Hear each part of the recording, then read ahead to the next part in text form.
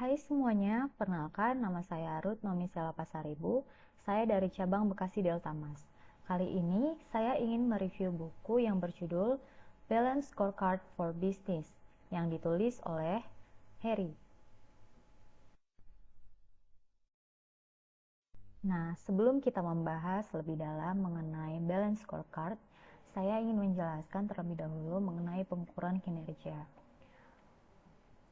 Nah, tujuan dari pengukuran kinerja tersebut secara umum adalah untuk memotivasi karyawan dalam mencapai sasaran organisasi dan dalam mematuhi standar perilaku yang telah ditetapkan sebelumnya, agar menghasilkan tindakan dan hasil yang diinginkan.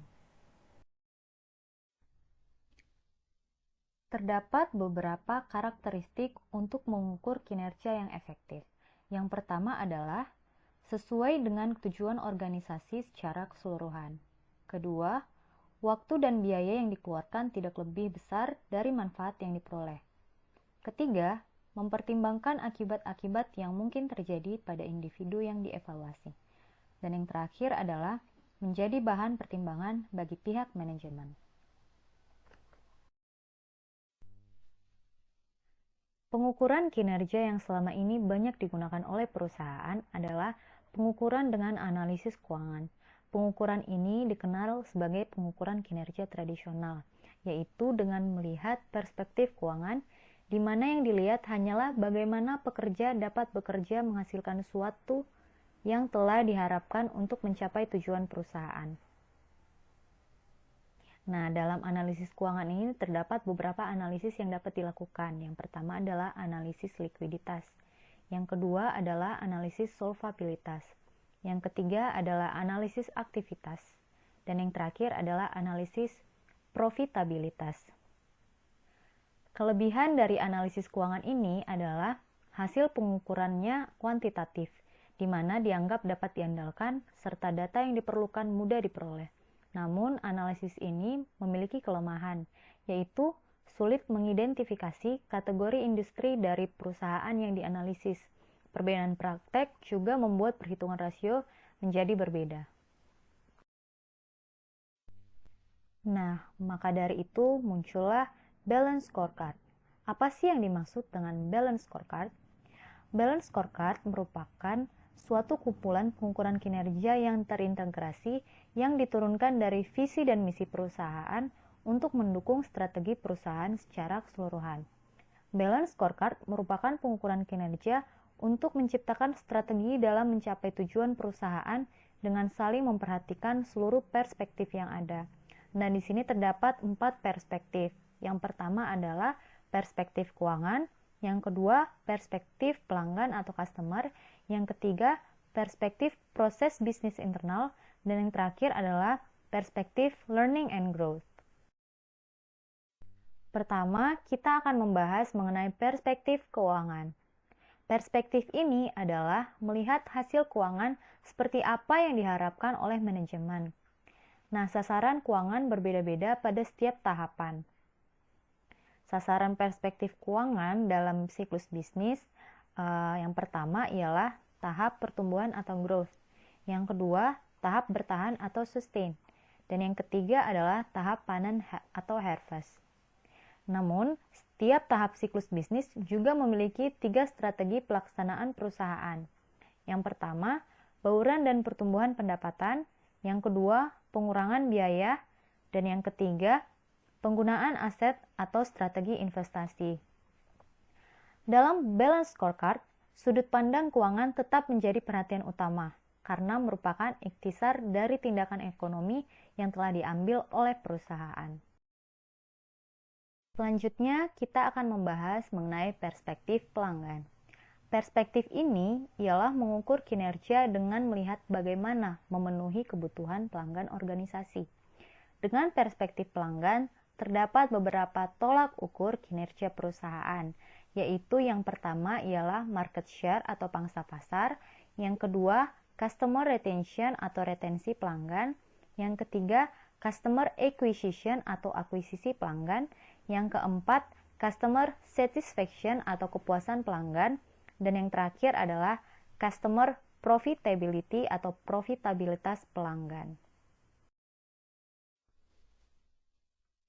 Yang ketiga ialah perspektif proses bisnis internal. Perspektif ini merupakan suatu proses kerja kunci yang harus dilakukan untuk meningkatkan kontribusi lembaga. Melalui proses ini akan memungkinkan bagi perusahaan untuk mencari dan mempertahankan pelanggan dalam pasar yang telah ditargetkan. Terdapat pengukuran dalam perspektif proses bisnis internal. Yang pertama ialah proses pembuatan produk atau jasa. Yang kedua, proses pengiriman produk atau jasa. Yang ketiga, proses layanan purna jual. Perspektif yang terakhir ialah perspektif pertumbuhan dan pembelajaran. Perspektif ini yang diukur adalah infrastruktur, bagaimana mutu SDM organisasi, IT, dan anggaran dikelola dan dikembangkan. Ada 3 faktor yang harus diperhatikan dalam perspektif pembelajaran dan pertumbuhan, yaitu kemampuan pekerja, kemudian kemampuan sistem informasi, kemudian motivasi, pemberdayaan, dan keselarasan. Pada hakikatnya, Balance Scorecard adalah sebuah perencanaan yang berdasarkan pada sistem perbaikan proses serta mengendalikan proses perubahan tersebut. Keselarasan tujuan dari seluruh perspektif yang telah dijelaskan sebelumnya merupakan kunci bagi penciptaan nilai. Terdapat strategi MAP atau MAP strategi yang digunakan dalam mengembangkan sebuah struktur yang berhubungan dengan sebab maupun akibat.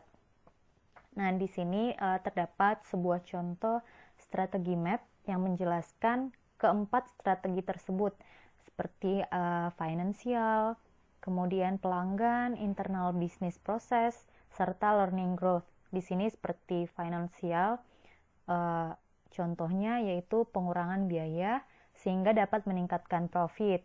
Kemudian di pelanggan, yaitu dengan meningkatkan pengalaman suatu pelanggan.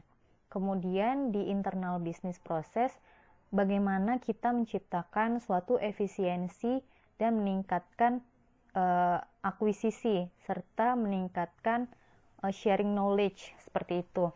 Dan di sini juga melihat perspektif learning and growth seperti meningkatkan kemampuan tenaga kerja dan peningkatan teknologi. Nah, setelah pemetaan strategi dilakukan, langkah berikutnya adalah pengembangan balance scorecard tersebut yang menunjukkan sasaran dan ukuran untuk masing-masing perspektif. Jadi, intisari pengukuran kinerja atau balance scorecard ialah suatu pengukuran kinerja yang digunakan untuk menciptakan strategi dalam mencapai tujuan suatu perusahaan dengan saling memperhatikan seluruh perspektif yang ada, yakni dari sisi pertumbuhan dan pembelajaran, sisi proses bisnis internal, sisi pemangku kepentingan, serta sisi keuangan. Namun, balance scorecard juga memiliki kelemahan, yaitu terdapat kekeliruan dalam menentukan variabel dan tolak ukur. Kemudian, tidak adanya sistem manajemen dan sistem informasi yang dapat diandalkan, dan masih banyak lagi. Demikian review mengenai buku Balance Scorecard for Business. Semoga materi yang saya sampaikan dapat bermanfaat bagi rekan-rekan sekalian. Terima kasih.